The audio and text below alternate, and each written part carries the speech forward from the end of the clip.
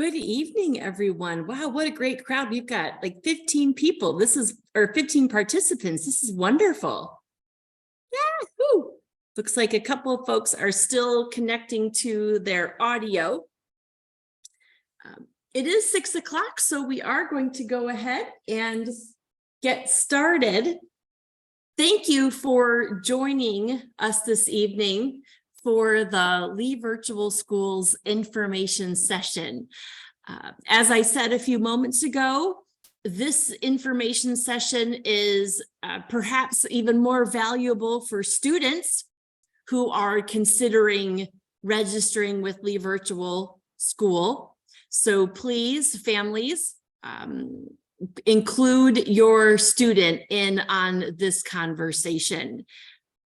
And we hope to hear from students tonight, asking questions, whether it's in the chat box or unmuting, so that we can begin our active engagement tonight.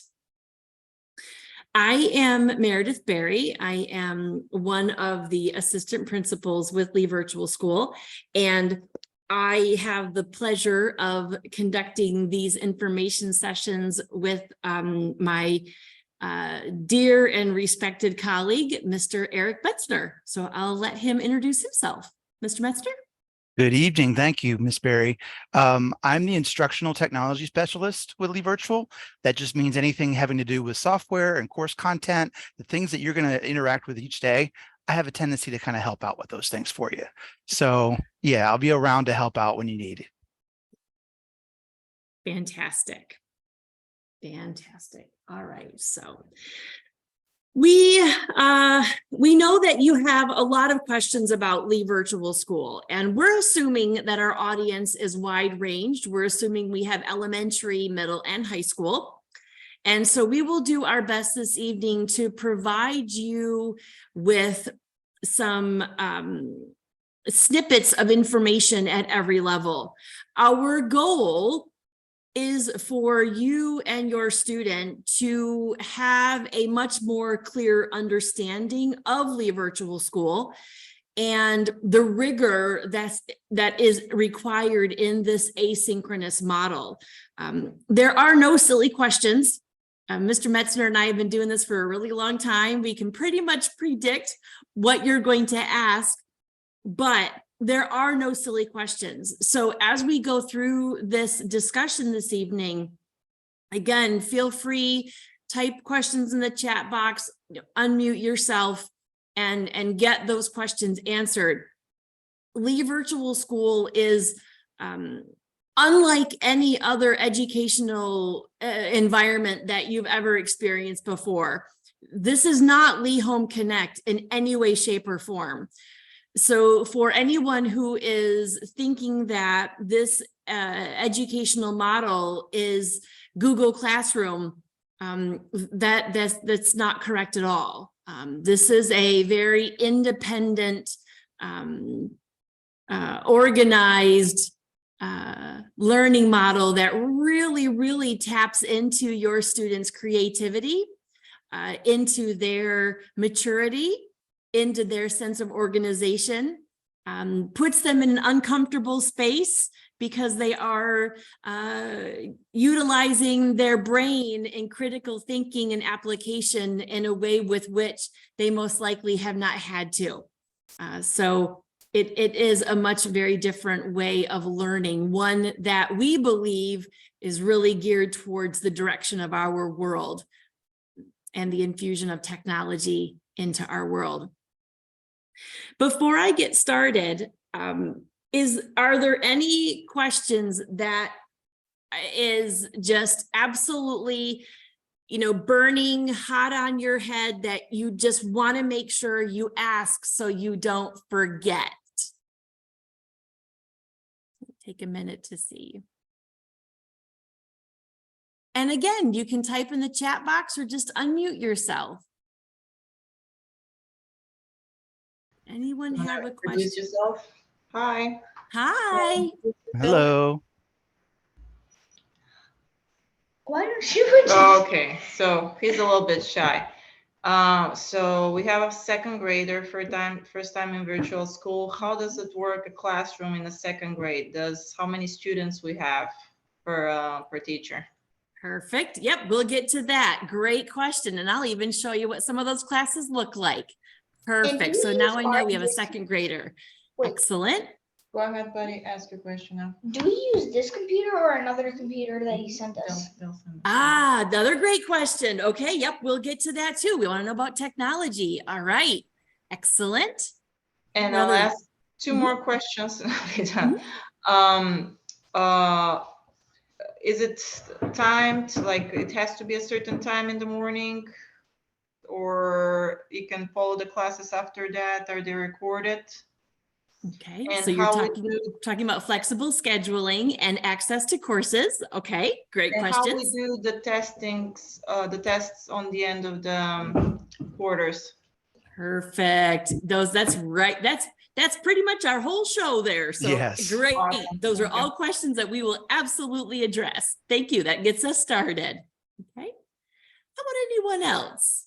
Anybody else have any questions that are just really burning that you want to make sure?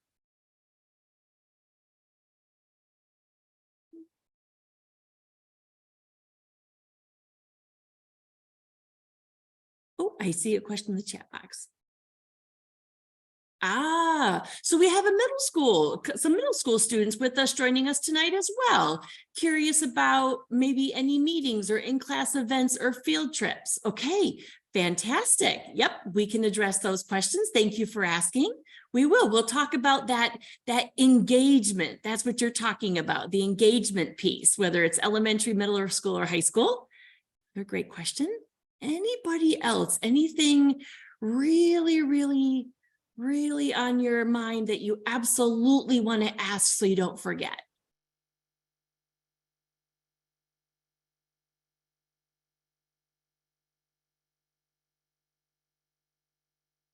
All right, I'm feeling pretty good. Mr. Metzner, do you want to throw up would my 10th grader be able to complete work daily? Oh, yep, we'll get into that We'll one. get into that. We'll definitely get into that one. That's a good question. Yep.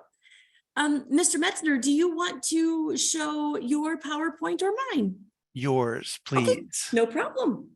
Bear with me one moment while I share my screen. Social opportunities for high.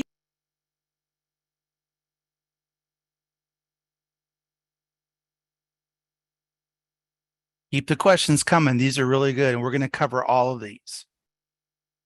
We're going to cover all of these for you.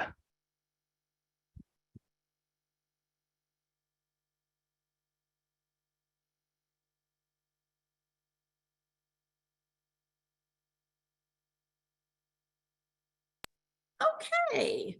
So we've got such a great crowd. My goodness, we have 22 participants this evening. This is fantastic. All right, fourth graders, extracurriculars.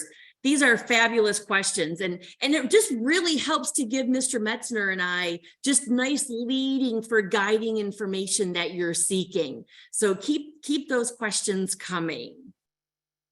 So Lee Virtual School.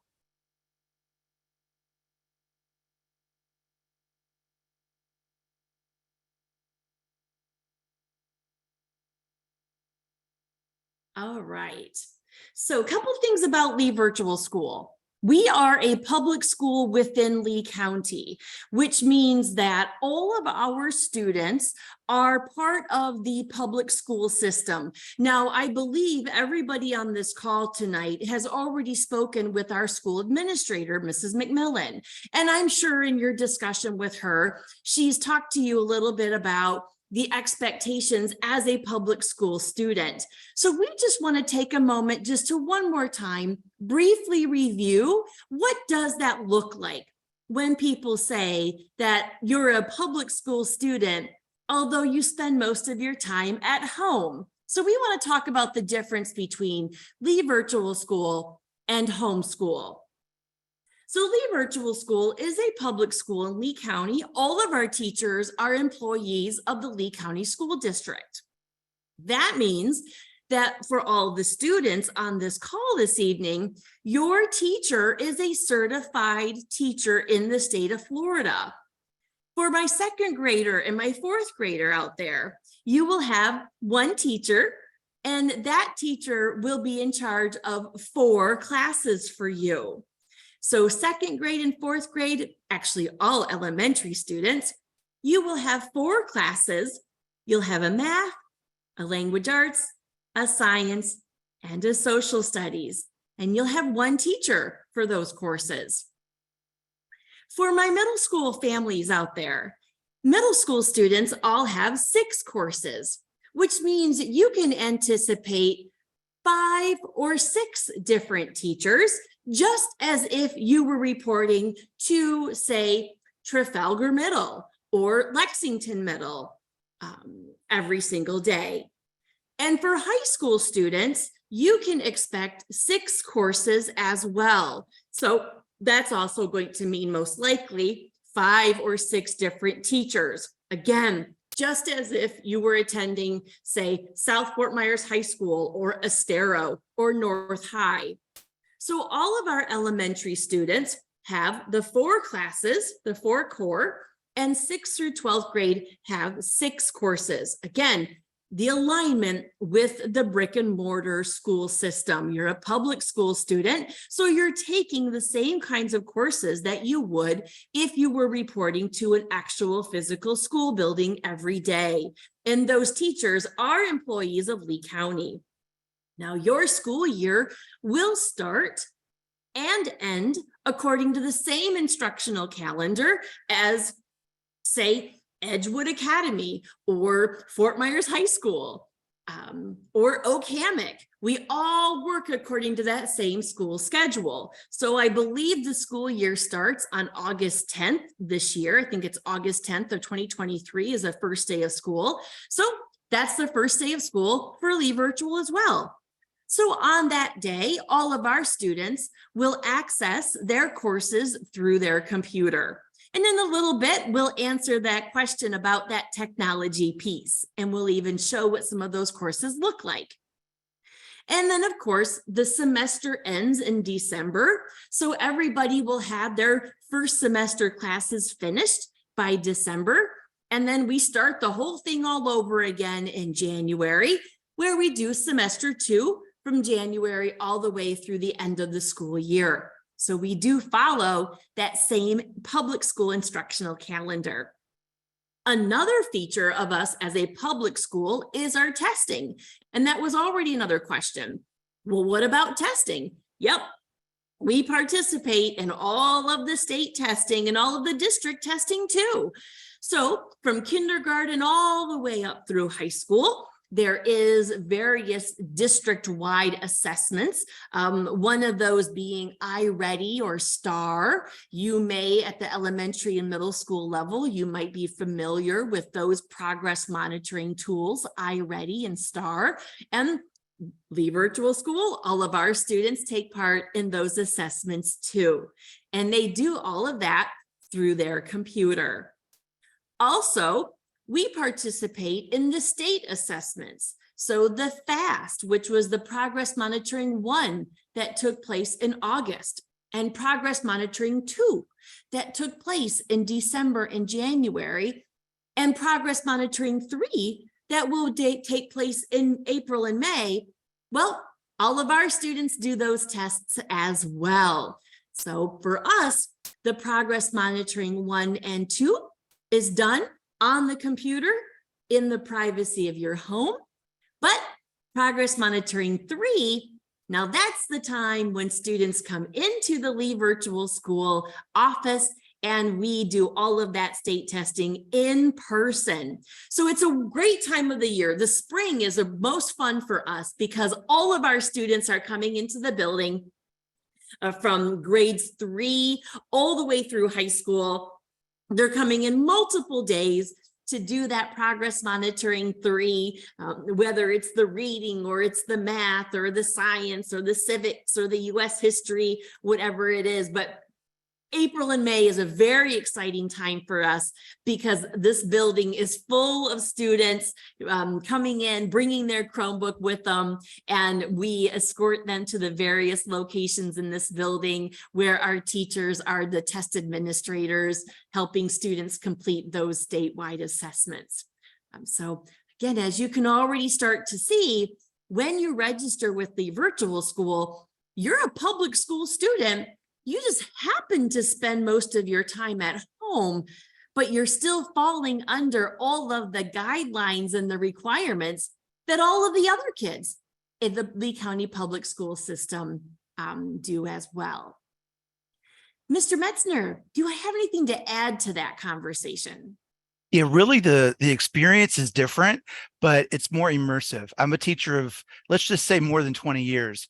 And with that experience has come with a knowledge of having students come into the building and actually interacting with them and seeing what they've done throughout the school year and how they can show that prowess off, like what they've actually been working on. It's nice to see. And like I said, as a teacher of more than 20 years, I do encourage people to at least give Lee Virtual that first semester chance to see what they can really do, because it's amazing how deeply embedded you get involved into your courses and what you actually get out of them as well.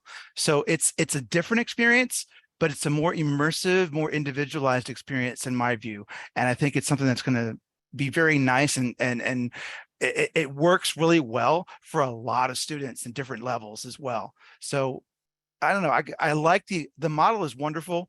It works so well with so many schedules, but the actual academic experience itself is so much more robust. And I've gotten to know that being part of the virtual school for so many years so far. So that's what I had to add to it, Ms. Berry. Thank you. Well, that's a kind of a nice lead, because as we talk about what we are not, Lee Virtual School, we are not home education. We are not home education. We are not homeschool. And I'm the first to do this. If I have a family who references Lee Virtual as homeschool, oh, no, I quickly correct them. No, we are public school. We are not homeschool, because as you can see, homeschool is not part of public school. Homeschool is for families who they are in charge of their child's education. They decide what their student learns. They are completely taking charge of their day-to-day activities. They are the teacher. They are the principal. They are the school counselor. They are the tech department. Where Lee Virtual School, you are part of a public school, yet you spend most of your time at home.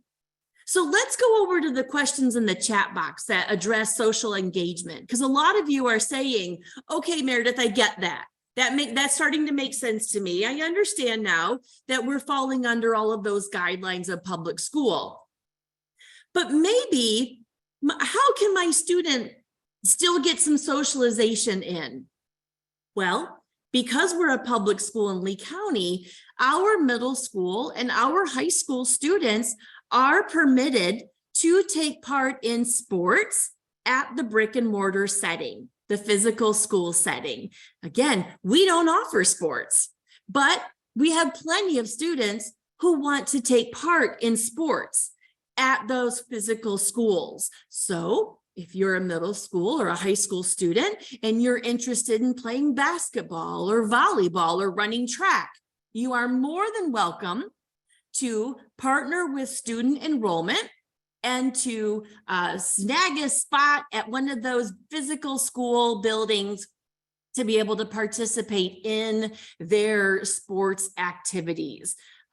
There are also some clubs that our Lee Virtual School students can take part in at brick and mortar schools. JROTC is an example of one of them. We do have a few students who will register again through student enrollment, and they will work with a brick and mortar physical school to complete JROTC, because that is an after school extracurricular activity.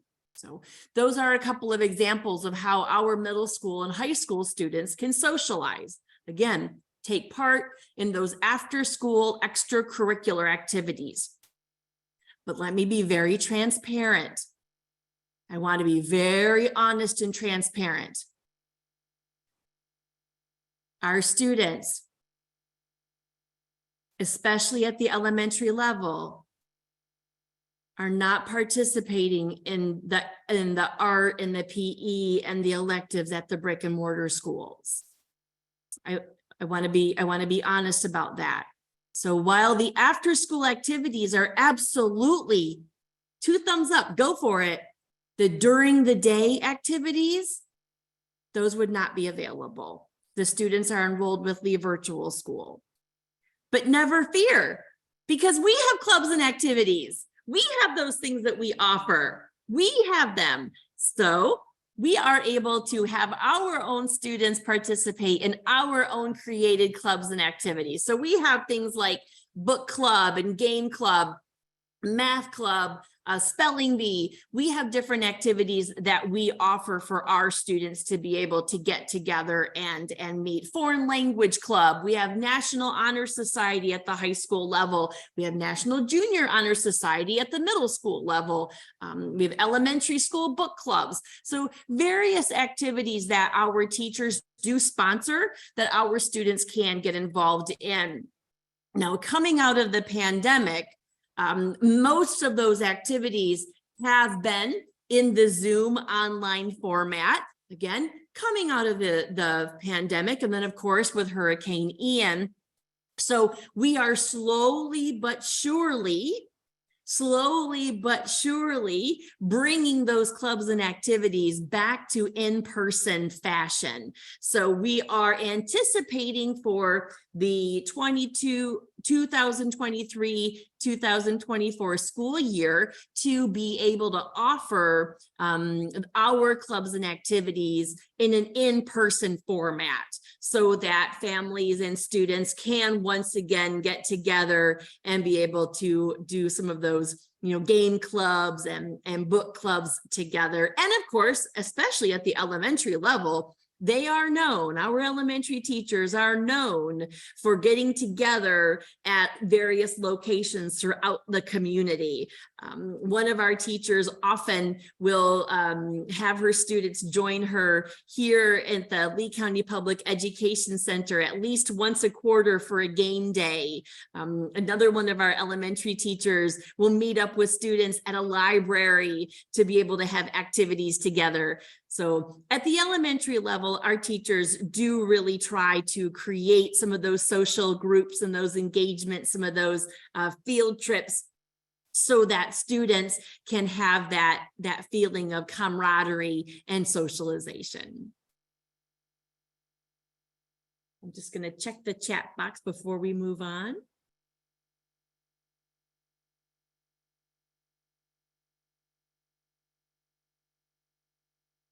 Okay, so we talked about the sports, we talked about the social opportunities. I wonder if maybe what Valerie is asking is more about like dances, like proms.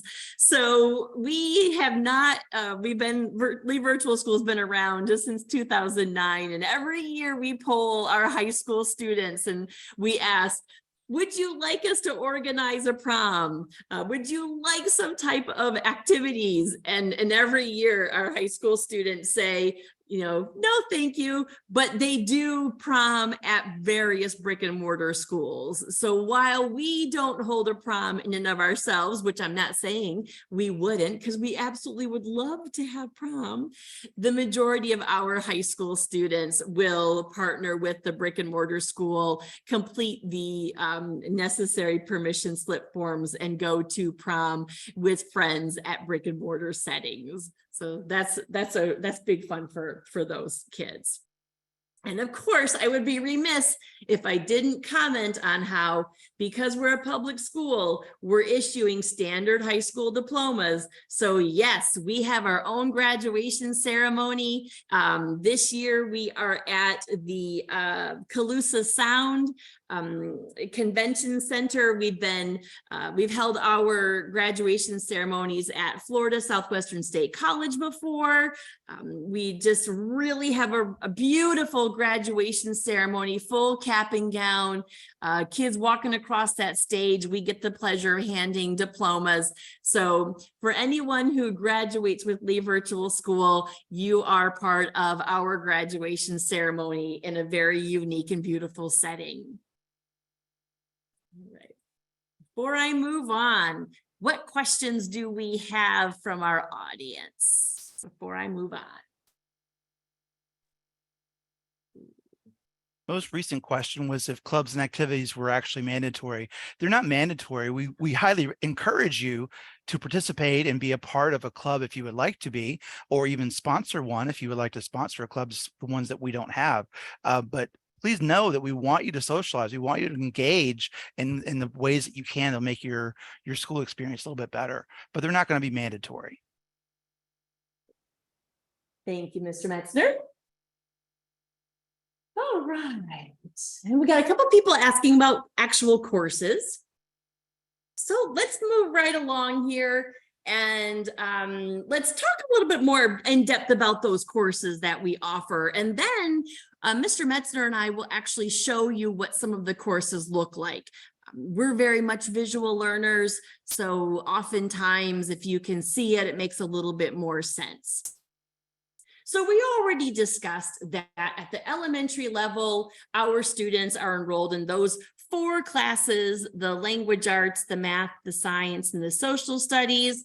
We talked about at the middle school and high school level, it's also the 6 courses. Just a gentle reminder to our high school students out there, even if you don't need a full 6 credits for graduation, you will still take 6 courses with us. Again, even if you don't need a full 6 for graduation, you will take and complete 6 courses. We do not have the ability to modify a schedule and give a student fewer than 6. So all of our 6th through 12th grade students take 6 courses. Now you can see the average number of hours per day our students spend engaged in their classes. We already had a couple of questions about what time do I log in? How do I meet with my teachers? Well, in our world, because this is not Google Classroom and because you are not Zooming all day with your teachers, you're working independently. And the average elementary student spends 4 to 6 hours per day engaged in their courses. The average middle school and high school student spends 6 to 7 hours per day engaged in their courses. Now, just think for a minute. If you're a public school student and you were going to an actual school, again, such as Dunbar Middle or Cape High or Orange River Elementary, you would be at school for 7 or more hours. So it's the same with us. Our students are engaged in their courses for nearly the same number of hours per day as you would if you were in a traditional school setting. And the way we look at it is it's generally about 1 hour per course per day, because you're working in all of your classes every single day. Now, some days you may put in fewer hours. Other days you may put in more hours. But as a family, you can start to really think about what will your schedule look like? Because in our world, we're not going to tell you what time you have to do math or what time you have to log in to do your science. You have the freedom to be able to create that schedule. So we're going to give you the courses. We're going to give you access to those courses 24 hours a day, 7 days a week. We're going to give you a structured pacing chart so that you know what assignments to turn in every week. But you have the ability within your home to determine what time you're going to work in those courses, how long you work in those courses, how much work you turn in every day in those courses. And as one person in the chat box already commented, yeah, you can get your work done early. Absolutely, that's the goal. The goal is to work ahead and get all of your work done early so that you finish the school year before the end. You finish it early. And Ms. Berry, Mr. Metzner, go ahead and chime in. I was going to say that's a primary example right there of the flexibility that you get with Leave Virtual. So as Ms. Berry mentioned before, you do have that many hours per day to spend on your academics, but you as a family get to set your daily schedule. So you can determine, well, I'm going to actually work on English, say starting at 8 a.m. and I'm going to work on math at 9. I'm going to work in social studies at 10. Take a break, come back and do that later. That's all part of the flexibility of the schedule itself. So while you have the ability to do so much more, we want you to also know you have the flexibility that will work best for your family. So whatever that's going to look for you. So for example, we ask that the families at the beginning of the school year, once they do their first days with us, which we have orientations for the students and for the parents as well, the first few days of school. But once you've gone through that, you get a better understanding about what you need to do in your day. And then you can set that up together. Now, the biggest part of that setting up the schedule is that you stick with it. The hard part about starting the schedule is starting the schedule. But the thing is once you have gotten into the process of doing these things and having your schedule for the day and going through and doing the things you need to do, it's like checking off what you've done for the day. Once you get into that habit, the first 2 weeks, maybe even 3, it'll become a breeze for you. It's just that the first time you've got to actually stick to that schedule is hard. And families, we ask you, please honor that schedule that you decide to set up for your day-to-day routine. So make sure it's something that works for you as well. A big part of that too is where you're actually going to do your studies. We do recommend that it not be someplace that you would normally go to individually. For example, a bedroom, because we kind of associate that with sleeping, with resting, with playtime, with socialization, with everything other than school. If you have to use a bedroom, set aside a space just for your schoolwork.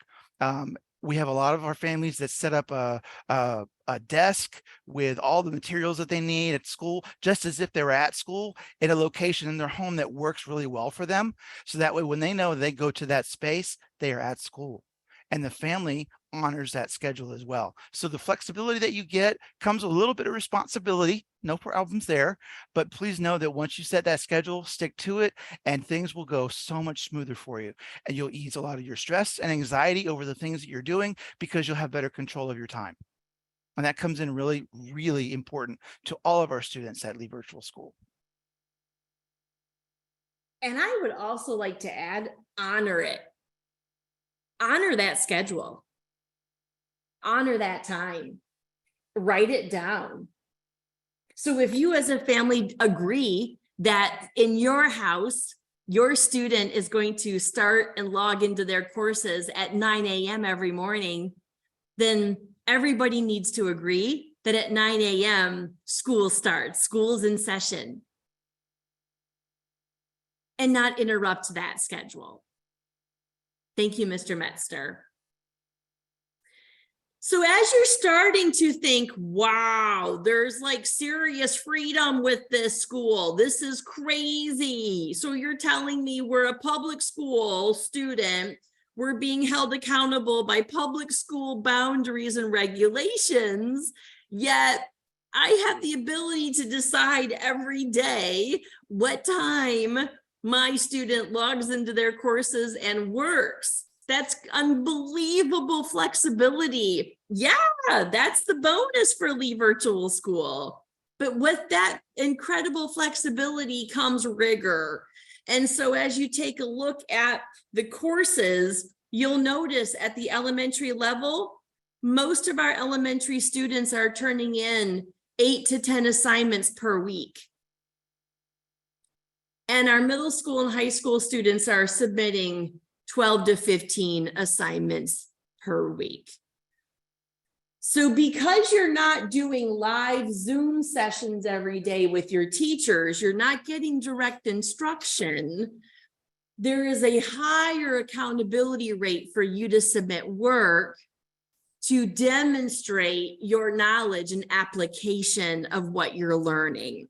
So students, your brain is gonna hurt. It's gonna fight you on this. Your brain is used to sitting in the classroom, getting information fed to you, and then just simply regurgitating it back out. In our world, you're reading the information, you're processing it, you're applying it, you're connecting it, and then you're submitting written explanations of what you're learning. So your brain is going to hurt at first. It's asking your brain to work in a very different way that it's not used to working. So when we talk about the rigor of virtual, it's not because the classes are hard. It's because your brain has to move from sitting and getting info to you actively taking it in, you're pursuing the information, you're reading it, you're digesting it, and then you're applying it. And then whenever you get stuck, whenever you need support, you're calling your teacher for help, or you're texting your teacher for help, or you're jumping onto one of their weekly office hour live lesson times where they are on Zoom available to provide you with support. So there's that layer of the students having to recognize, ooh, I need some help here. So I'm going to actively call my teacher and ask for support. Or I'm going to make sure that I attend my teacher's open office hour through Zoom so I can ask him for a little extra help. But at the elementary level, parents, the learning guide is vital to your students' learning process. Our elementary kiddos can't sit at this computer and self-teach. So that's where there's an active partnership between our learning guide and our teacher. You would become best friends with that teacher, where you are the active part of sitting with your student each day, going into the lessons, helping to teach those lessons. Talk about parents being able to own their child's progress. In our world, you never have to wonder how your student is doing. You're right there. You're a part of it. You're directly influencing that progression. Ms. Berry, and part of that flexibility with the schedule also comes this aspect of it, which is that immersion I mentioned before, and Ms. Berry put into words for us right now, letting you know that you can get immersed in the subject and really get that individualized level of instruction because you're self-teaching, but you also have that support system in place for you. So the teachers are there for you. There's always going to be resources available to you. You have all of this information available to you. It can be overwhelming at first as well. But the biggest part about that is regulating your time, maintaining that schedule, and keeping going. We want you to have that grit and that perseverance to get through what you need to get through. And we know it's difficult at first. It is. Most first things are kind of difficult that way. You just got to get into the habit of doing it is really what it comes down to as well. Yeah. And can I just take a second to give Javier a shout out? I just absolutely appreciate your statement, your question in the chat box. Thank you so much for asking me that question. The question is, would I be able to finish all 12 to 15 assignments in one day? Thank you for asking that question. And the answer is, nope, you won't be able to. You'll have an entire week to turn that in. So again, talk about that flexible schedule. You'll know all of the assignments that are due, and they're all due by Friday at 4 o'clock. And then you have the ability to get your calendar out, to make your schedule and decide which days you're going to turn in which assignments. You're going to notice that most of the assignments are written. They're essay assignments, they're labs that you're creating. So it is something that maybe the first assignment is the rough draft, and you turn that in, you get your teacher's feedback, you make corrections, and the second assignment is the next draft. So you're going to find that many of the assignments are a work in progress, or they're a progression, and they wouldn't allow for turning in all of them on the same day, nor would your brain. Your brain would explode if you tried to turn in that many assignments every single day. But you're going to be able to know what all of those are, and then you, in the comfort of your home, you can decide, okay, how do I want to be strategic with turning all of these in, knowing that you're going to turn in work every single day. You don't wait until Friday to turn everything in. You turn in work along the way with the goal of having everything done by Friday at 4 o'clock so that you can take Saturdays and Sundays off and just kick back and enjoy. If we have a student who finishes their work sooner than Friday, maybe it's a light week. Maybe, Javier, you get all of those assignments turned in by Thursday. Well, then on Friday, you go back into your classes and you start working on the next week's work. That's called getting ahead of pace. So that's when we say finishing early. That means I've actually got all of my work done for the week before Friday, and I'm going to keep going. I'm going to try to finish my school year before the last day of school. So we have a lot of students who will finish all of their classes, say around Thanksgiving, and they'll have the entire month of December off, because they worked every day so diligently turning in work that they had the whole month of December off of school. That's what we mean by getting ahead of pace. Mr. Metzner, anything about that? Another part of the flexibility where it comes down to, we want students to be able to work ahead. We notice that their stress levels are down, their anxiety levels are down, their enthusiasm for schooling is way up. It's just through the roof, and they get a chance to get things done in such a way where they can absorb that information that works best for them.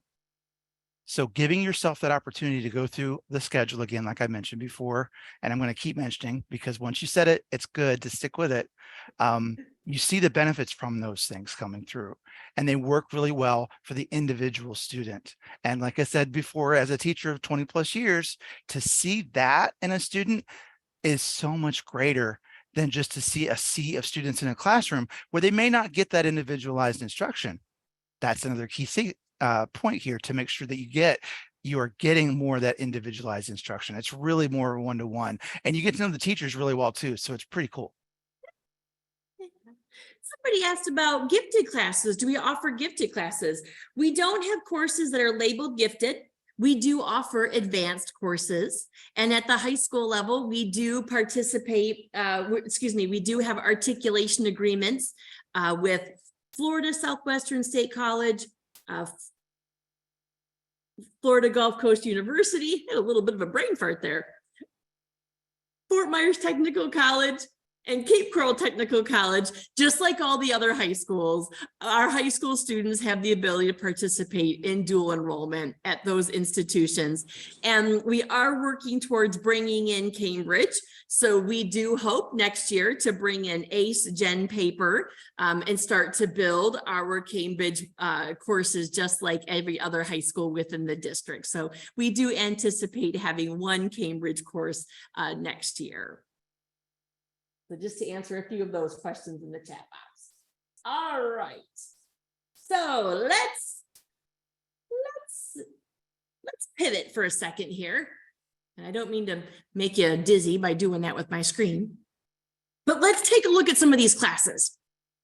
All right. So we know we're a public school in Lee County. You spend most of your time at home, but there are, at the end of the year, we're all going to see your lovely faces on campus to do all of those state testing. We are a franchise of Florida Virtual. We haven't said that yet.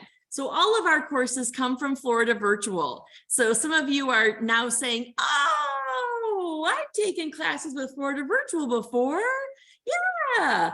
All of our courses come from Florida Virtual School. So if you finalize your enrollment with Lee Virtual, we will create a virtual school account for you or work with you to make one. And every day, this is where you will come to access your classes right here. Again, as we've said, this is not Google Classroom. Every day, students log into their virtual account to access their courses. So they come here to the website with the girl with the purple hair, and I'm just going to quickly log in. And when you log in, then you land on your student dashboard. And it is right here on this dashboard where we see all of the courses are listed. So this happens to be a student who is, she's actually an 8th grade student, but she is so advanced in her credits that she is taking many high school courses. So congratulations to her. So all of her courses are right here. You can see she has 6 classes. Again, everybody has 6 courses, and she's got her access to her courses right on this area. It doesn't matter where she starts. She can go into any course that she wants. Now notice, parents, learning guides, look at the screen carefully. I'm going to show you something. Notice how she's holding a B and she's 93% complete. And in this course, she's got an A and she's 87% complete.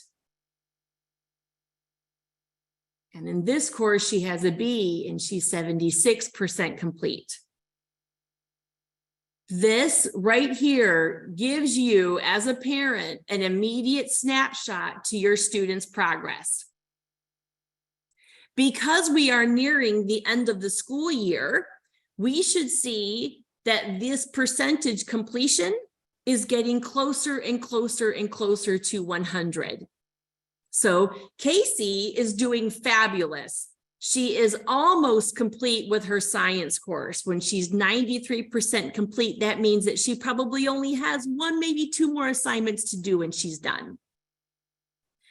So when we start the semester, this is going to say 0% complete. And as we work through the semester, we should see that percentage increasing to ultimately being 100 by the end of the year. So this is a great place for parents to be able to have a quick check-in on how their student is doing. So let's just go ahead and jump in. We'll take a look at geometry. So we're going to go on into the geometry course. So for any of our high school students who might be doing a geometry course, this is what it's going to look like.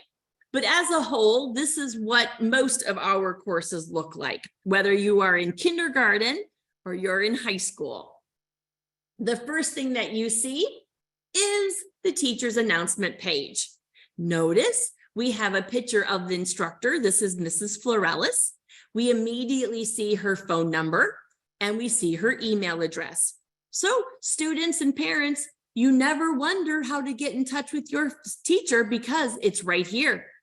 And you have the ability to call and text at any time. We have also availability of our teachers. It's called Let's Talk.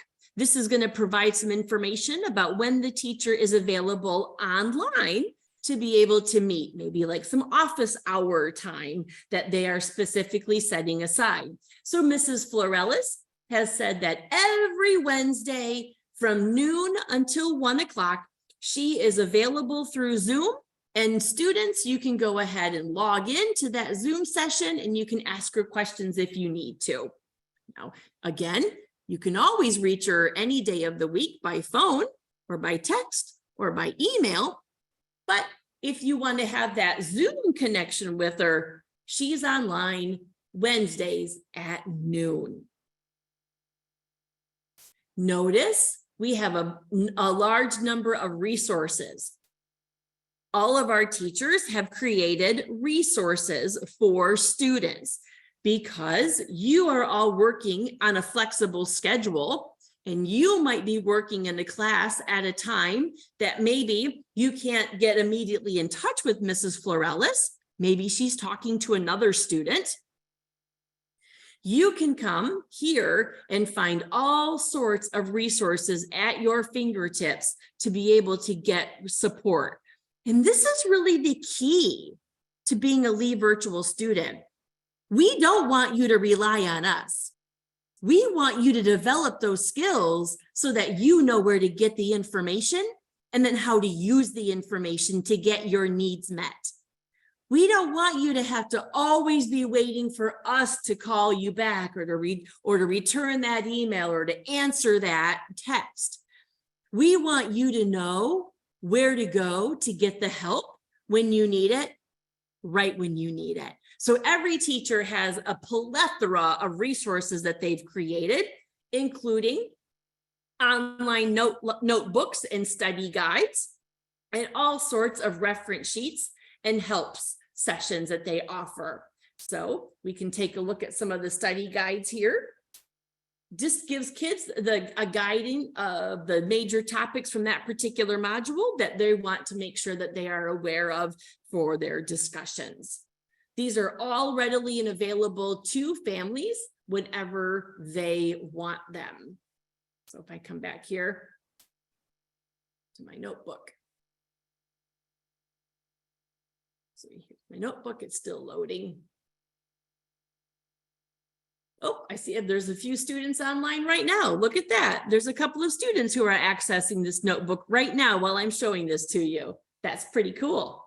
So here we go. She has all sorts of information in here on how to use this interactive notebook. This is where you can find all sorts of additional resources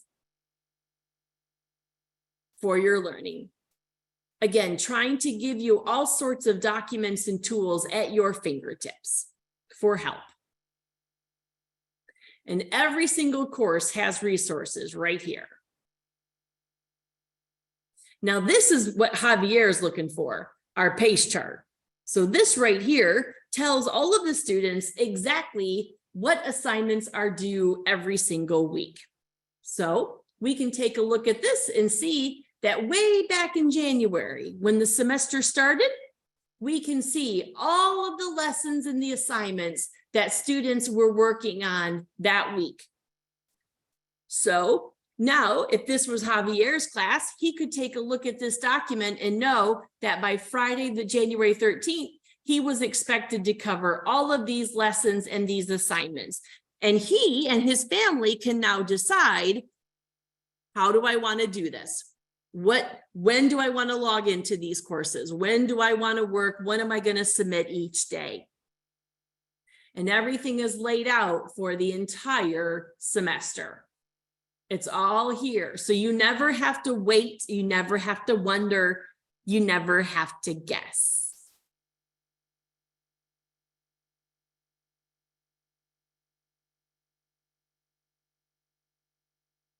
So let's take a look at the lessons. All right, students, remember Mr. Metzner and I said, this is a reading and a writing based curriculum. So in this world, you're reading and you're self-teaching, and this is what it looks like. So we start this particular lesson. This is Geometry Foundations. Looks like we've got a short little video to watch. This lesson is 10 pages in length.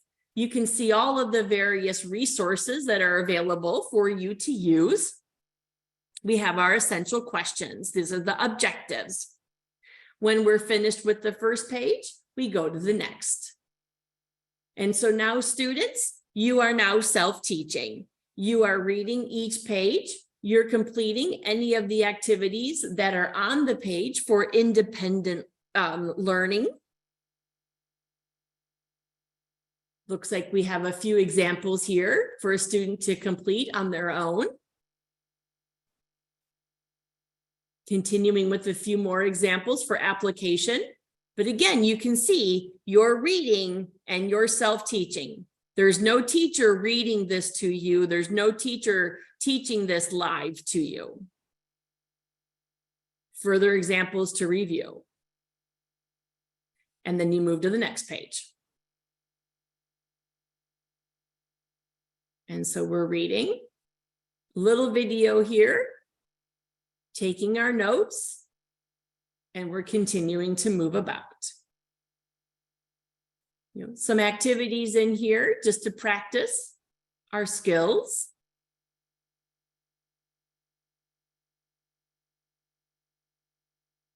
Nope, this one has 6 pages worth of activities to practice on.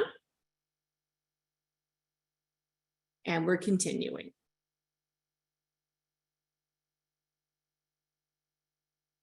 Okay. So this is an example of what a traditional math course is going to look like. Whether this is geometry, but this is how it's going to look if you're taking 6th grade math, if you're taking algebra 2, if you're taking pre-algebra, this is how it's going to look. Just very similar to this. Reading based, students learning, self-teaching, moving throughout the lesson.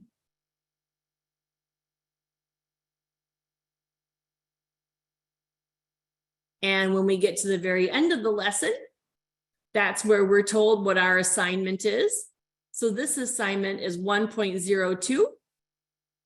So we go to the grade book. And this is where we turn in the lesson right here. We would turn everything in the grade book. And as you can see, she's been working right along. We can see the day and the time where everything is being turned in. And that's the other great thing, parents, is that you never have to wonder if your student's turning in work. And students, you never have to wonder if the work got turned in to your teacher, because everything has a day and a time stamp. So all of the work gets turned in right here in the grade book. So we don't use Focus for our grades. I know Focus is where you check your grades right now if you're a brick and mortar or physical school student. We don't use Focus to check our grades. All of the grades are housed here in the grade book within your course. Mr. Metzner, questions or comments? I've been trying to answer some questions in chat. I just want to make sure that we get this information out there. So can juniors move into school, to leave virtual school as a senior? So they would be wanting to join us as seniors. As a public school within the school district of Lee County, we follow the plan for student enrollment. And if a junior is an existing junior at an existing public school within Lee County, then no, they're not able to transfer to Lee Virtual. If that junior is currently enrolled in, say, a private school, then yes, they would be eligible to register for their senior year with Lee Virtual. Great. Some other questions involved the courses that we offer. I tried to answer those questions as well. Art class, don't offer art class. We do have art club.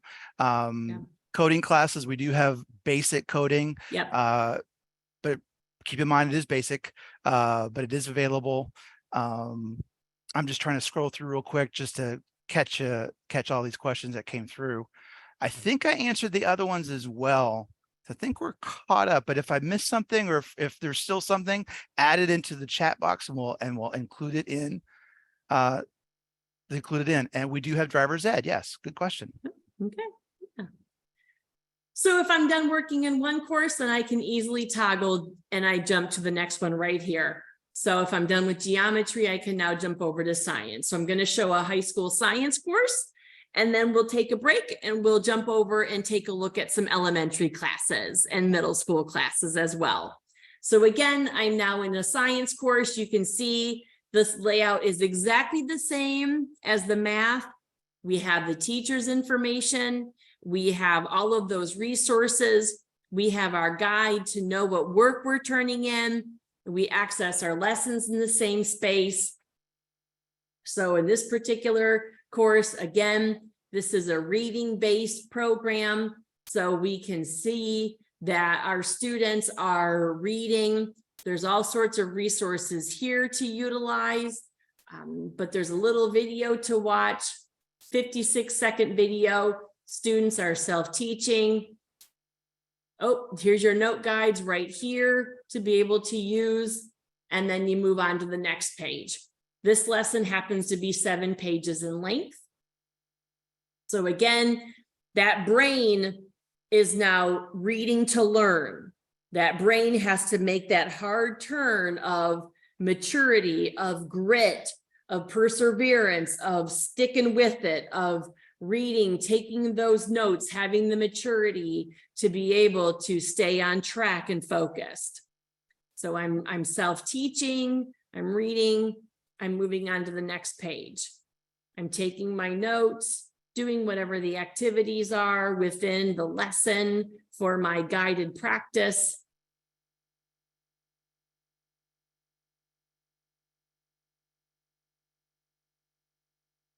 Here's another lesson or another check of my understanding, and then moving on. So this is what a science course looks like, a high school science course. Again, very similar to the math in that it's all reading based. Then when I'm done working, I go to my grade book, and this is where I turn all of my work in right here. Everything gets turned in through the grade book. So I just click on the title, and here I have to load everything. This is all written work that I've done through like Google Docs, and I've uploaded those. Again, a lot of writing, a lot of typing essays and labs. So I've typed all my information, added those as files, turned those in, gotten some great teacher feedback. And I know what my score is. And if I want to resubmit for a better grade, I can.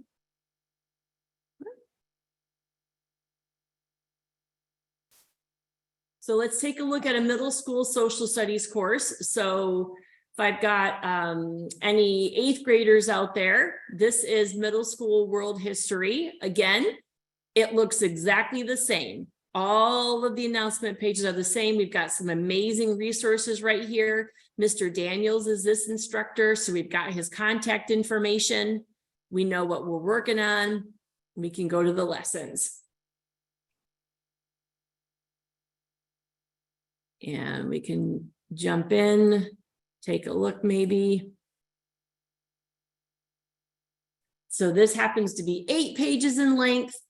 Again, we can see we've got some guided notes here to support us, but we're reading. Oh, here's our guided notes right here. This is what they look like. So as you're reading through, you can be taking notes, doing the activities, and moving on.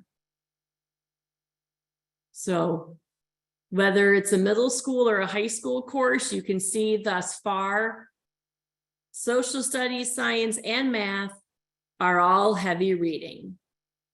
Interactive here with the student doing some dependent practice.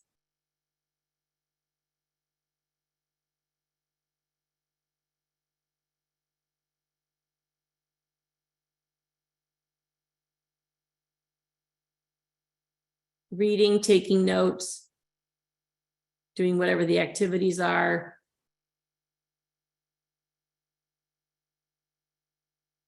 And then again, turning in all of the work in the grade book. You can see it all looks the same. And Miss Berry, this is part of that new way of learning that we were talking about earlier, where Miss Berry was talking about how you have to take the information in, process it, really gain an understanding of it, and then go through it. And using the grade book in this way is also new. So keeping that in mind, the first time you're going to submit an assignment, it's going to be like, oh my gosh, I don't know if I'm doing this right. But give it some time and you'll be fine with this. You'll be fine with turning things in. We have students that are highly successful at every grade level. So kindergarten all the way up through senior year, they are successful doing this. So we know it's available. We know it's possible. Give yourself that time to get to understanding of using that grade book. And parents' learning guides, you can always check that grade book for that on the spot, on the moment, exactly what they're doing. You never have to ask those questions because you'll know. Yeah. And I'm about to show you second grade. So elementary, you've been waiting patiently. So I'm going to go in and show you a second grade, a couple of courses with second graders. I do want to just quickly peruse the chat box. So yes, to my high school students, yes, you do get to select your courses. It is not through your dashboard though. It's a Google form. It comes later on in our enrollment process. So you've already spoken with our school administrator, Mrs. McMillan. You've had that discussion. Now you're doing orientation with Mr. Metzner and I, or information, excuse me, night with Mr. Metzner and I. The next step is to do an in-person orientation. So after we're done here, we're going to give you time to digest the information. For those of you who feel like, yes, indeed, this is really an ideal way for you to go, then we're going to invite you in person where you will create your virtual account and your student will pick their courses at that time. And so this is a multi-layered enrollment process. Just because you turned in your enrollment, your application with student enrollment, we understand that along the way, if you receive information that makes you go, remember that song, Mr. Metzner? Things that make you go, If it's something that makes you go, this isn't what I thought it was going to be. I want to stay at my physical school. We want to give you ample time to be able to go back to student enrollment and say, whoa, no, actually, we're not going to go to Lee Virtual School. We're going to stay at that brick and mortar. So this is a multi-layered enrollment process trying to give you information along the way, because the more information you have, the better decisions you can make. Because as somebody posted in the chat box, and they really eloquently stated it, I think it was Danielle. Once you're enrolled with Lee Virtual, you're with us for the entire semester. It's a commitment. We're a public school. It's a commitment. So if your student gets enrolled with us and 2, 3, 4 weeks in, they don't like this, we don't have the ability to transfer them elsewhere. So we try to give you multiple layers of education along the way so that by the time you get to that end of, yes, this is absolutely what we want, you and your student have that confidence in knowing we're going to rock this for at least a semester.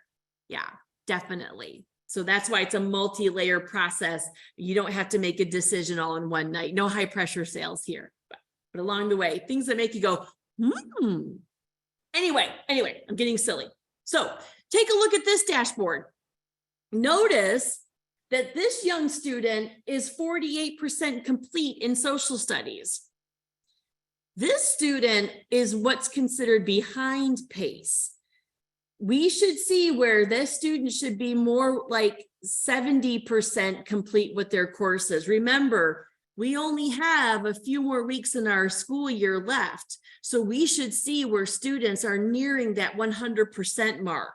So this student is behind pace And this student has a lot of work that they've got to get done by the end of the school year. But I just wanted parents, I wanted you to be able to see the difference between something that's on pace like this and something that's a little scary because it's not, it's great grade. The grade is awesome, but they're only 48% complete. And that tells me that she's got a lot of work that she still has to turn in.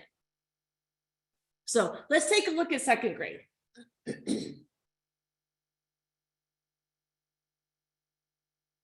Okay, elementary, remember I said 4 classes, and you're about to see why. 4 classes, okay? Math, science, social studies, language arts. All right, so this is a second grade course. Again, the layout is the same. We've got Mrs. Gatewood with her beautiful picture. We've got her contact information, all of her resources right here available, and her pace chart. And her pace chart is telling those second grade students exactly what it is that they are to be working on every single week. So for my second graders out there, you can see the week of January 10th through the 13th. These are the 4 classes. These were all of the lessons and the assignments that the students were working on. And then when we moved into the next week of January, notice how it increased. Remember what I said, elementary, you're looking at upwards of 5 to 8 assignments every week, 8 to 10 assignments. Notice how we quickly jumped to 3, 6, 9, 10, 11 lessons that you're working on and doing your iReady. So elementary families, when you think about the amount of work that you're doing in those 4 core, you may understand why we don't right away place you into electives like art and computer science and foreign language. Now, those courses are available. We can work with you to take those with Florida Virtual, but most of our Lee County families realize that the amount of work that their student is doing in the 4 core is so robust that that is sufficient. And then the family can on their own decide to do maybe art or PE independently on their own. So this is that pace chart for a second grader. So again, take a look at the amount of lessons you're doing. It is that 5, 8, 10 assignments that you're doing every week.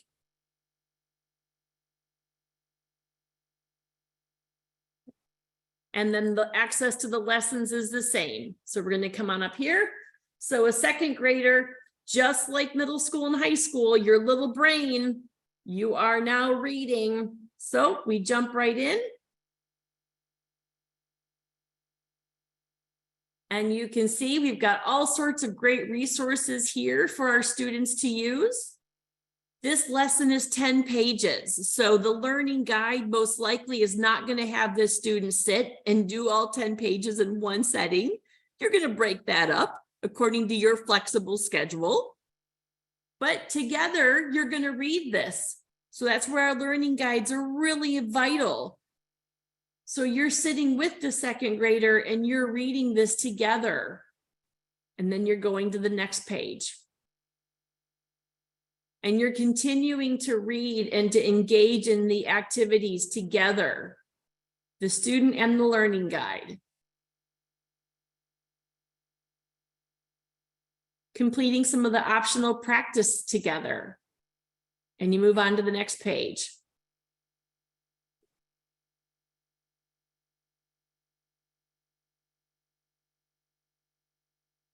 Here's a activity to do.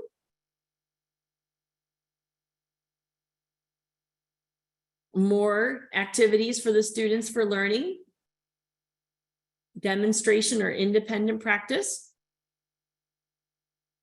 Again, you're continuing to read. So the learning guide is a vital role here. Watching a little video maybe.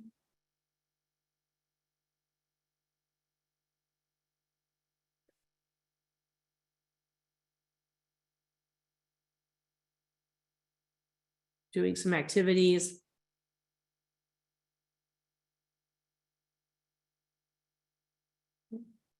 And just like with the middle school and high school courses, all of the work is turned in, oh, excuse me, in the grade book, just like middle school and high school.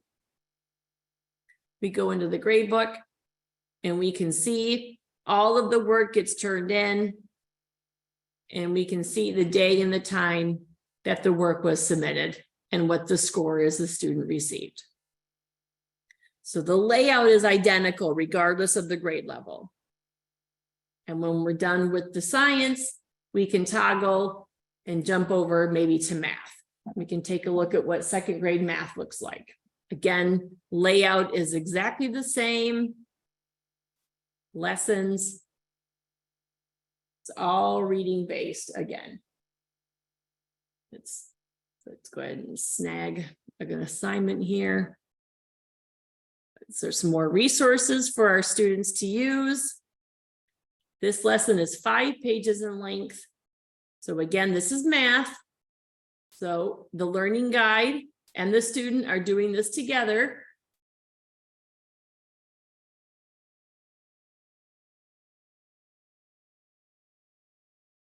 Doing some of these activities together.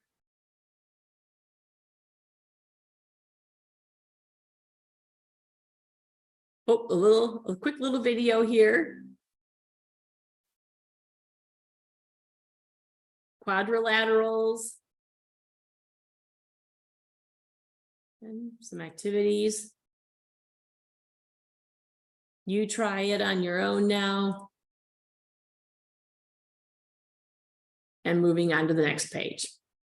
So even at the elementary level, again, it's that brain shifting that thinking to students are reading, they're taking information in, they're critically thinking, they're applying it, and then they're providing detailed information and about it. Beautiful way the brain works like that. Very exciting. But it'll make the brain hurt for a while till it gets used to it. Okay. Now we're moving on to symmetry. Again, this lesson is 6 pages in length, same idea. So the learning guide is reading, doing this alongside the student. We would never ask for a second grader to sit and do this independently. But they always have the teacher that they can connect with to be able to get that extra layer of support. And in fact, let's see here. Mrs. Gatewood is on Zoom every day, every Thursday at noon. So if a family needed a little extra support, they could hop onto her Zoom on Thursdays at noon and be able to get some more in person, but she's always available through phone calls, texts, and emails. Okay. Mr. Metzner, what are you thinking? I'm just trying to answer some questions in chat. Very engaged audience. I will say that. I will give them props for that. Very engaged. A lot of great questions, a lot of good dialogue going on. I can see some success already spurring in the chat box. So I'm just letting you know that. So it's nice to see the interaction going on there. And a lot of the things that we've covered, whether it's been early on in the chat or later on in the chat, we've covered these things as they've been asking. So it's been good. Okay, Very good. Great. I'm going to jump in and show a 4th grade class now because I know we've got a young man who's in the 4th grade. But I do see where Carrie is inquired about a parent account. Do they get their own parent account? So Carrie, yes, absolutely you can. And in fact, I'll go ahead and log out and I'll visually show you. So one of the most amazing things about being a franchise of Florida Virtual is that your student has a virtual account. You as a parent can make a virtual account, and my administrator account is all identical in terms of what we see from that student. There's no delay.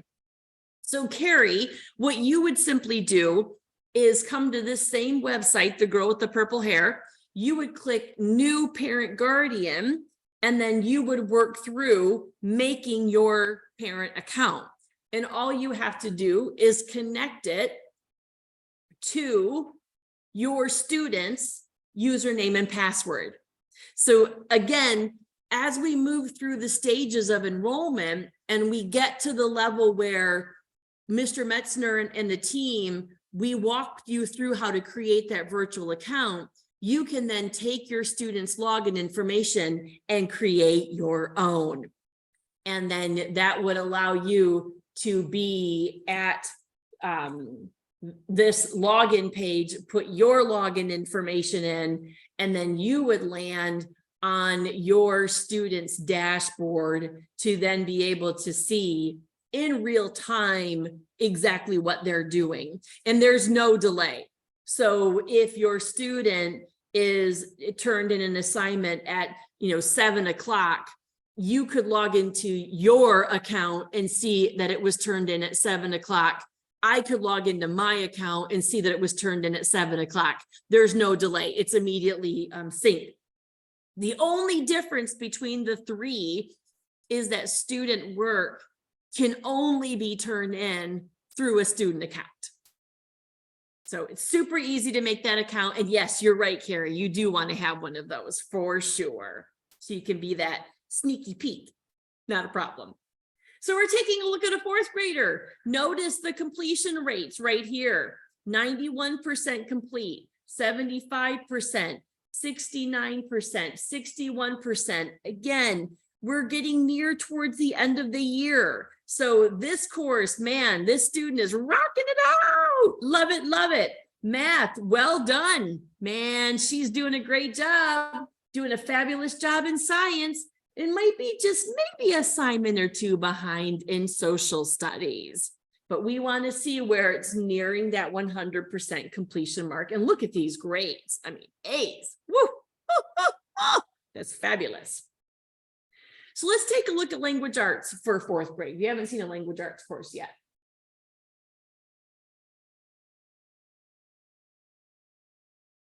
Again, fourth grade, you're noticing the pattern. Every single teacher, regardless of the grade level, it's the same announcement page. We've got Mrs. Kennelly, the wonderful, dazzling Mrs. Kennelly. We've got her contact information, all of her resources, her pace charts. So you can take a look and see exactly what work is due every week. Notice this fourth grade. Notice 2, 4, 6, 7 assignments due. 7 assignments are due here.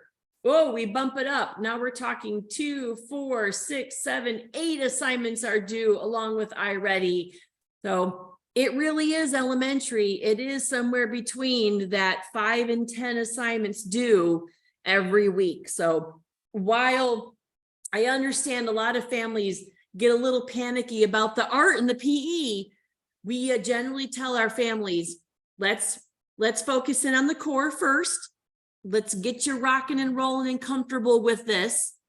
And then we can always talk about adding some of those other courses with it. But you can see it's a full load every week. It's a full load. Okay, lessons, same thing. Fourth grade language arts. We go to the lessons button. This lesson happened to be 8 pages in length. We have all of these great resources on the side of the page. But again, this is a fourth grader. We would never ask a fourth grader to sit and read this independently. So the learning guides, right partnered next to this fourth grader, they're doing this together. So they're reading the page. They're doing whatever the activities are on the page. We've got a couple of little snippets to listen to here, to practice, and then we move on to the next. Reading, notice all of the words. There's a lot of information on these pages, a lot of details here. So the learning guide and the student are going over all of this together. Some independent practice here. some activities to check your understanding, and you move on to the next page.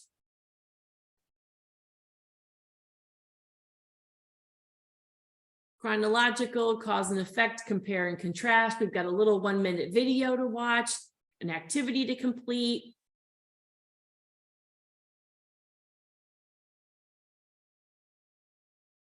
So again, the learning guide is vital to having that engagement with the student during the lesson. Activities to complete, just to check understanding.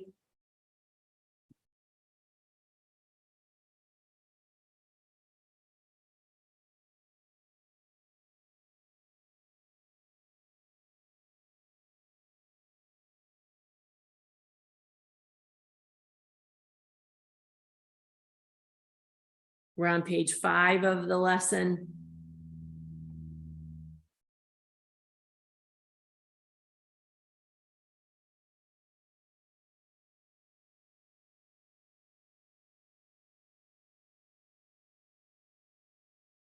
The learning guide and the student are doing some of the activities together. So this is rewriting the directions in the graphic organizer. So students, elementary, middle school, and high school, you are all going to need to have notebooks. In our world, just because we're online, you're still going to need to be taking some notes. You're still going to need to be doing some things, old school paper, pencil here. So this activity might be asking a student to take this graphic organizer and recreate it on their paper in front of them so that they are actually doing this by hand in front of them as they're learning. So you want your space within your home to be school.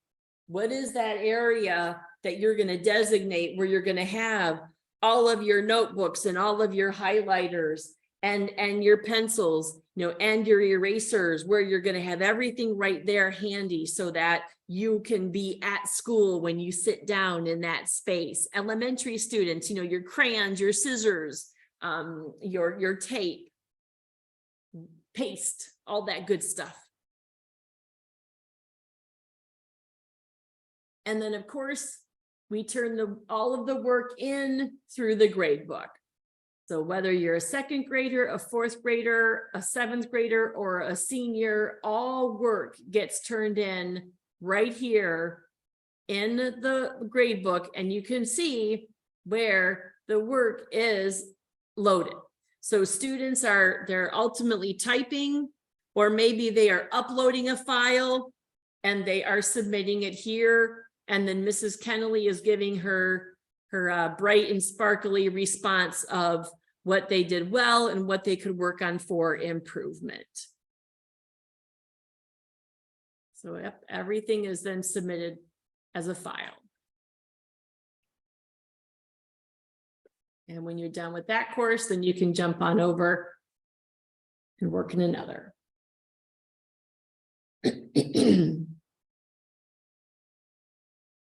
Now, for a student who might have needs according to an IEP, we do not modify our curriculum. So if a student registers with us who has an IEP, the student will be enrolled in all of these courses. They will, of course, have the general education teacher, but then they will have an ESE teacher as their case manager to provide for some of the goals according to the IEP. In our world, again, we can't modify, and some of the accommodations that are built into IEPs are just inherent in our world. Accommodations such as extra time to submit work. Well, in our world, all students have an entire week to turn work in. That's built right in. Or the accommodation to be able to resubmit work for a better grade. Yep, all of our students have that ability. That's built right into our curriculum. Or, the use of additional graphic organizers. Yep, that's built right in. That's a natural part of our particular curriculum. So some of those accommodations are natural. If it's accommodations according to a state assessment, like maybe a small group setting for a state assessment, then yep, absolutely. When your student comes in, we'll have them in a small group environment. Or if it's extra time for state assessments, yep. When they come in, we'll make sure they have extra time on that state assessment. But we don't have the ability to modify our curriculum. And of course, if the IEP indicates meeting for, 30 minutes a week to work on a goal in math, then those are done with that ESE instructor, and it's done through Zoom, where your student is meeting maybe in a small group with other students through Zoom with the ESE instructor, depending upon what that particular goal is. So then those accommodations are upheld that way.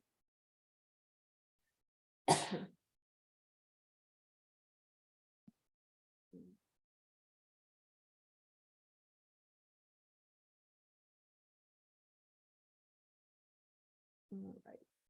So as we kind of start to wrap up here, we've seen middle school, we've seen high school, we've seen elementary. We're all starting to see the patterns here. It is a reading based and a writing based content. It really is high engagement with students. As we're wrapping up, what final questions do you have about Lee Virtual School that we have not yet addressed? Again, you can put in the chat box or you can unmute. We've not officially applied yet. So we are a public school in Lee County. If this seems to be the ideal setting for your student, then you will want to work with student enrollment to complete the necessary registration paperwork. So the first step is with student enrollment.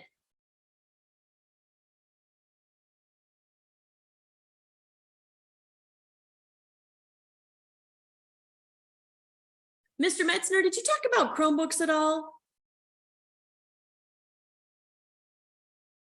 Didn't get into that. So as a public school, we do provide a Chromebook package to all students. That's the Chromebook, the charger, and a sleeve that they can carry it in. We do that at an event, an actual Chromebook distribution event that we have at the beginning of the school year. And then we do one at the end of the school year for our Chromebook return event. So those are the ways that we handle that. So it's very much like the brick and mortar schools where they have that opportunity to have that device. That's what you're going to be using anyway. And we support the apps and everything that's on there that's provided for the students as well. So beginning of the school year and also at the end of the school year, we have our two main Chromebook events.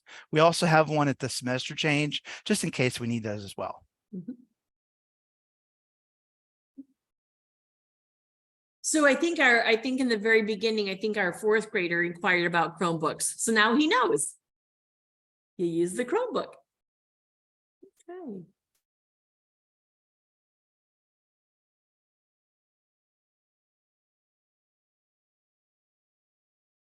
So if you're currently in a physical school and your student has a Chromebook, when it comes to the end of the year, you're going to have to return that Chromebook. You can't keep it. So all students are required to return the Chromebook at the end of the year. And then we would notify you of when you can come up to the Lee Virtual office in August to pick up a Chromebook for the 23-24 school year. 504 plans are acknowledged much like IEPs. So if you have an existing 504 and IEP, if you're an existing Lee County student, when you transition over to Lee Virtual, we will get a copy of that and then be able to connect with you to review those accommodations. Yep. Again, we are a public school and our students are expected to meet public school regulations. They just most of the time are in the home setting. There are days when we have to be on our campus and those are non-negotiables.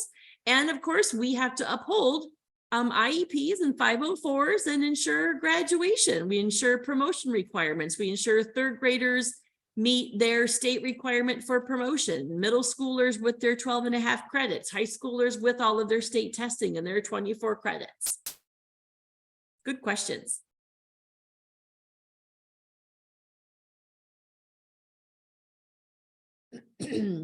Students find out their schedules. So we post schedules initially into Focus. And then because you and your student create your virtual account, you can over the summer, definitely before August 10th, we will have all of the schedules loaded into their virtual account right here on their dashboard. But initially we put those schedules in Focus for you to be able to see over the summer. And then all of the courses will be loaded here for access right there. And then any IEP and 504 meetings, we do hold those through Zoom with our staffing specialist or our equity coordinator.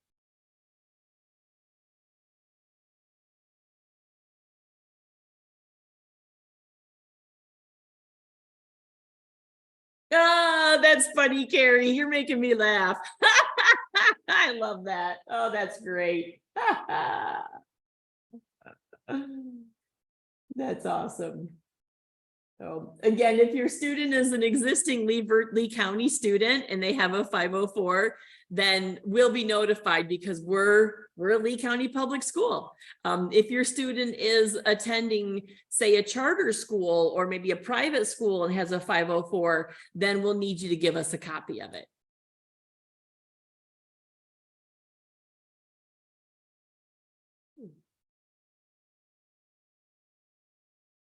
The meeting was recorded or has been recorded this whole time, and that will be available on our school's website as soon as I can put the video together.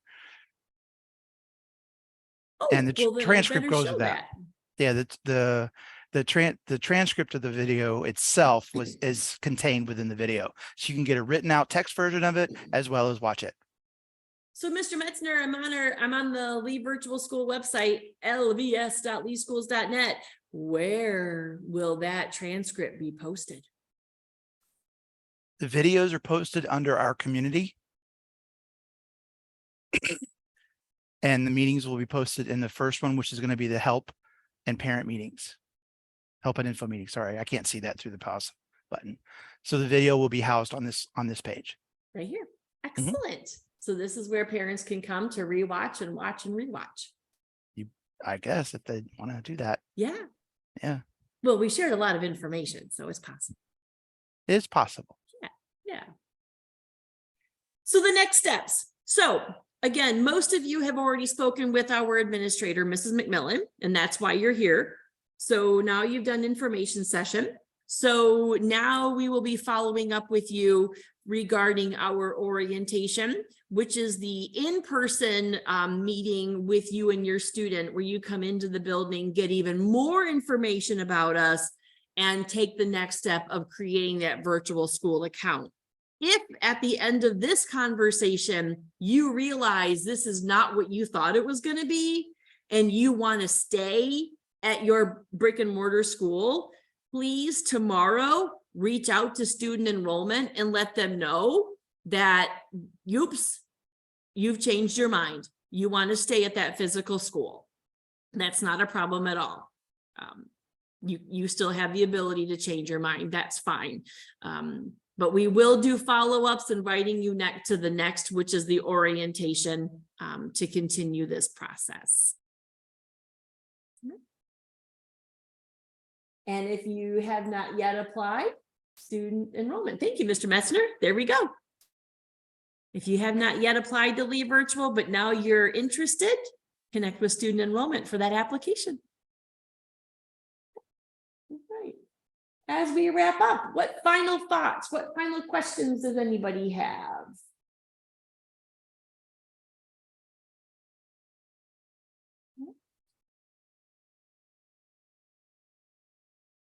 Oh, what were we? Were we at 87% last year? That sounds I right, think but I'd we have were to look. 87% last year. I think. Good question, Danielle.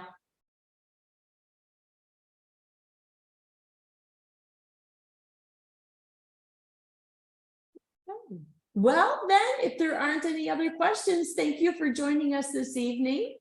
And we'll be in touch with the invitation to orientation, but you're always welcome to contact us. If there's something burning on your brain and you got more questions, please reach out to us. There is our office line. Give us a call. We'll address your questions.